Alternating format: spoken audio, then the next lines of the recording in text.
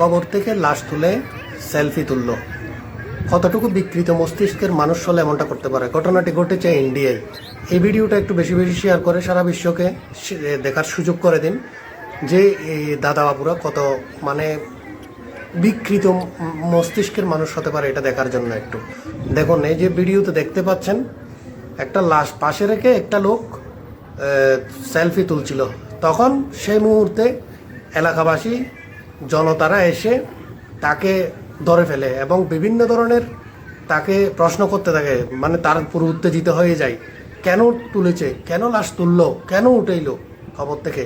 আপনারা সবাই দেখতে পাচ্ছেন ওই পাশে লাশটা ধরে রেখেছে সে সেলফি উঠানোর জন্য। এটা মানে সে হতে পারে ড্রাঙ্ক, হতে পারে মাতাল টাইপের হতে পারে। তবে এগুলো এর চাইতে আরও সিরিয়াস কিছু ঘটে ওই ইন্ডিয়াতেই। দেখুন খবর মানে লাশের সাথেও যে সেলফি তুলতে হবে, এইটাও একটা মানসিকতা হতে পারে তাদের, যে কত বাজে মানসিকতা। আমি একটু একটু সাউন্ড আপনাদেরকে শোনাচ্ছি, বেশি সাউন্ড দিলে আমার পেজে সমস্যা হতে পারে দেখে আমি সাউন্ডটা পুরোপুরি দিতে পারছি না। আপনারা হয়তো একটু একটু শুনতে পাচ্ছেন সাউন্ডটা।